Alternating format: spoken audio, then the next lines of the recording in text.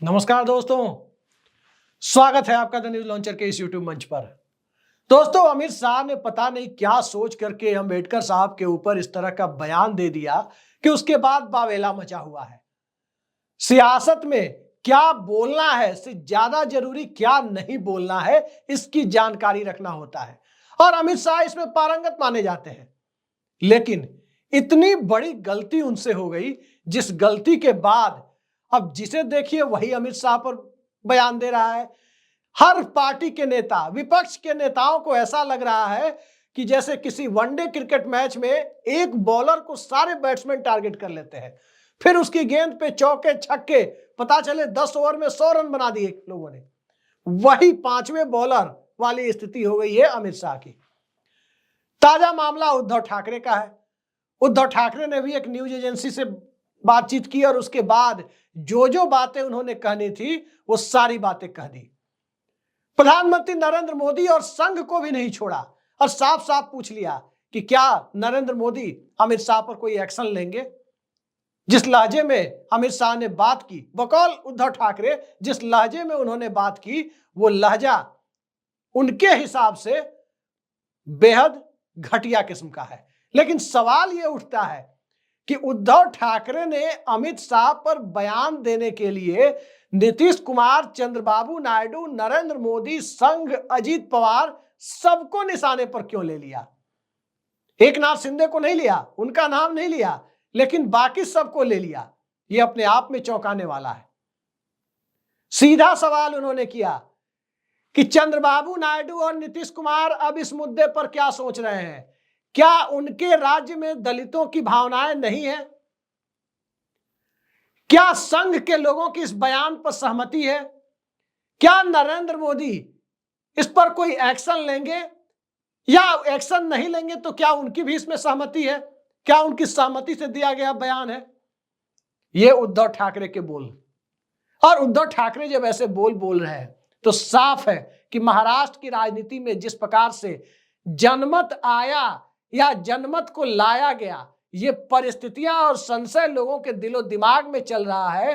Mock polling और ballot से mock polling के लिए गांव के लोग निकल रहे हो और उस संविधान के तहत, जिसके तहत पोलिंग का अधिकार लोगों को मिला, वो बाबा साहब अंबेडकर का दिया हुआ संविधान है, उनके द्वारा बनाया गया संविधान है। तो स्वाभाविक है कि उसी महाराष्ट्र से आने वाले बाला साहब ठाकरे के बेटे हिंदुत्व के मराठी वर्जन के सबसे बड़े झंडाबरदार उद्धव ठाकरे का बोलना तो स्वाभाविक ही था। अब शरद पवार की पार्टी का औपचारिक बयान, खुद शरद पवार का बयान इस मुद्दे पर अब तक मिला नहीं है, लेकिन उद्धव ठाकरे की आक्रामकता महाराष्ट्र में दलित वर्ग के बीच उनकी पैठ को या पैठ की कोशिशों को नए सिरे से परिभाषित करने की कोशिश करती है।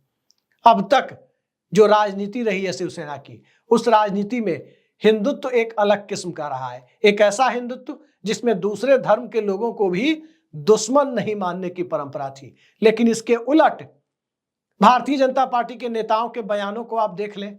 अगर उनके बयानों से पाकिस्तान, मुसलमान, कब्रिस्तान, शमशान, ये सारे शब्द हटा दिए जाएं, बुर्का, हिजाब, ये सारे शब्द हटा दिए जाएं, मस्जिद, ये सब यदि हटा दिए जाएं, तो भारतीय जनता पार्टी के नेता 60 सेकंड भी शायद किसी मंच या किसी डिबेट पर बोल नहीं पाए। अब गलती से जो टारगेट मुसलमानों पर होता था, गलती से अब उसका रुख जाने अनजाने में अमित शाह ने मोड़ दिया अंबेडकर पर जिस प्रकार के बयान दिए, उसके बाद दलित समाज की भावनाओं के ऊपर। अब दलित समाज की भावनाएं किस रूप में सामने आ रही है, वो सोशल मीडिया से लेकर राजनीतिक कार्यक्रमों से लेकर हर जगह देखा जा रहा है। प्रकाश आंबेडकर, जी हां, जिन्हें भारतीय जनता पार्टी की बी टीम तक कुछ लोग कह बैठते हैं, वो प्रकाश आंबेडकर जो अंबेडकर साहब के पोते हैं, वो भी इस मुद्दे पर तीखी प्रतिक्रिया के साथ सामने आए। महाराष्ट्र की राजनीति में भारतीय जनता पार्टी कहीं जीत कर तो नहीं हार गई है। सरकार बनाने के बावजूद भारतीय जनता पार्टी का सवालों के घेरे में आ जाना और उस सवालों के घेरे में इस रूप में आना कि जो गुजरात लॉबी बीजेपी के साथ साथ देश के शीर्ष पर काबिज है, उस गुजरात लॉबी के एक अहम सदस्य के द्वारा सीधे सीधे संविधान निर्माता बाबा साहब अंबेडकर को कोट मिसकोट जो भी कहे, बयान जाने अनजाने में जो भी कहे, जो सामने आया उसके बाद की परिस्थितियों में राजनीतिक रोटी तो सभी सेक रहे हैं। लेकिन असल मुसीबत उद्धव ठाकरे ने खड़ी की है नायडू और नीतीश के लिए। नायडू के लिए जो मुसीबत खड़ी की है वो तो 5 साल बाद आनी है। लोकसभा के साथ साथ विधानसभा चुनाव वहां होते हैं, वहां already one nation one election जैसी स्थिति फिलहाल बनी हुई है, तो वहां उनके लिए नहीं है, कम से कम हाल फिलहाल तो नहीं है। लेकिन नीतीश कुमार के लिए तो है।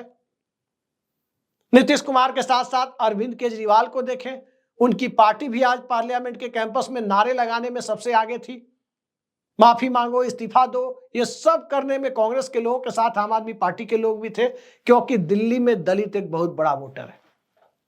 और दिल्ली में दलित मतदाता जब एक बहुत बड़ा चुनाव को प्रभावित करने वाला, इस पक्ष से उस पक्ष में मोड़ देने वाला फैक्टर है, तो स्वाभाविक है कि आम आदमी पार्टी भला पीछे क्यों रहती। यही स्थिति ममता बनर्जी की है। लेकिन सबसे आश्चर्यजनक यह है कि कल देवेंद्र फडणवीस के साथ उद्धव ठाकरे की फोटो आई कि दोनों औरंगाबाद में मिले हैं, और आज देवेंद्र फडणवीस और अमित शाह के बीच कौन सा समीकरण है, उस समीकरण को मद्देनजर रख के उद्धव ठाकरे के बयानों को देखें तो तस्वीर कुछ और साफ होती है। महाराष्ट्र की सियासी परिस्थितियां अलग, मनोज जारंगे पाटिल के आंदोलन से उपजी हुई परिस्थितियां अलग, शिवसेना की टूट से उपजी हुई परिस्थितियां अलग, महाराष्ट्र के चुनावी नतीजों से उपजी हुई परिस्थितियां अलग, और उन सब के बीच अमित शाह का बयान एक ऐसे चश्मे से देखे जाने लायक हो गया है जिस चश्मे से उद्धव ठाकरे से ज्यादा माकूल परिस्थितियों में महाराष्ट्र के अंदर कोई नेता नहीं देख सकता था। दिल्ली में अरविंद केजरीवाल से बेहतर कोई नहीं देख सकता। बिहार में जब तक नीतीश कुमार एनडीए में बने हुए हैं तब तक तेजस्वी यादव के चश्मे से बेहतर कोई नहीं देख सकता। और इन्हीं परिस्थितियों में सियासत इस कदर घूम रही है कि अब एक बात तो तय है कि इस सदन में मौजूदा शीतकालीन सत्र, विंटर सेशन जो पार्लियामेंट का चल रहा है, उस सत्र के दरमियान अब इस पूरे मामले को लेकर सिवाय अमित शाह के बयान के अलावा शायद ही कोई कामकाज हो पाए। उद्धव ठाकरे ने आज झलक दिखाई। कांग्रेस पार्टी ने दिल्ली में मोर्चा संभाला, लेकिन दिल्ली से मुंबई तक महाराष्ट्र की राजनीति में खासकर अगर देखें तो जो दलित चेतना जिस रूप में उभार लेकर महाराष्ट्र में आती है, उस रूप में उत्तर भारतीय राज्यों में आती नहीं। हाँ, SC/ST एक्ट के आंदोलन के समय जो एक सुप्रीम कोर्ट के फैसले से उपजा हुआ विवाद था 2018 में, उस वक्त मध्य प्रदेश के चुनाव का नक्शा ही, पूरा नतीजा ही बदल दिया था उस विवाद ने। अब वो परिस्थितियां पूरे देश में तो नहीं आ जाएगी। मत भूलिए कि भारतीय जनता पार्टी के टिकट पर SC/ST समुदाय के 55 लोग सुरक्षित सीटों से जीतकर संसद में पहुंचे हैं, लोकसभा में पहुंचे हैं। वो 55 क्यों मौन है? उद्धव ठाकरे बोल रहे हैं, और जब उद्धव ठाकरे बोल रहे हैं, कांग्रेस पार्टी बोल रही है, आम आदमी पार्टी बोल रही है, ममता बनर्जी की भी प्रतिक्रिया आ ही गई होगी या आ जाएगी, सबकी तरफ से विरोध हो रहा है, तो इस परिस्थिति में कुछ लोग चुप क्यों हैं? देखते जाइए सियासत कैसी होती है। मायावती का ट्वीट भी आपने देखा। मायावती के ट्वीट पे कांग्रेस भाजपा सबकी बात की गई है, जिन्होंने बयान दिया उनकी कोई बात नहीं की गई है। उद्धव ठाकरे ने कम से कम सीधे सीधे अमित शाह को बोला तो सही, अंबेडकर के बारे में यहां तक कहा कि वो किसी बाउंड्री में, किसी सीमा में बांधे जाने वाले व्यक्ति नहीं है। और जब कोई व्यक्ति किसी सीमा में बांधे जाने वाला नहीं हो तो स्वाभाविक है कि इस बयान के बाद जो होना था वही हो रहा है। आने वाले समय में जो राजनीति होनी है वही होगी। लेकिन घिर कौन गई है? भारतीय जनता पार्टी। घेर कौन रहा है? आधा विपक्ष और आधी जनता। विपक्ष और जनता जब दोनों सरकार के एक अहम सदस्य को घेरने में लगे हों, तो कल शाम में 6:30 बजे किस तरह से प्रेस कॉन्फ्रेंस में अमित शाह पहुंचे, और प्रेस कॉन्फ्रेंस में जिस प्रकार से विपक्ष को ही आड़े हाथों लिया, आप अंदाजा लगा सकते हैं कि उद्धव ठाकरे के बयान के बाद परिस्थितियां और कितना अलग रूप ले सकती हैं। देखते जाइए। सियासत अभी जो लोग सोच रहे हैं कि इस पर खत्म हुई है, दरअसल खत्म नहीं हुई है, सियासत तो यहां से शुरू हुई है। इंतजार कीजिए, अभी और नजारे सियासत के आपको अमित शाह के अंबेडकर पर दिए गए बयान के बाद देखने को मिलने वाले हैं। आज के लिए इतना ही। नमस्कार।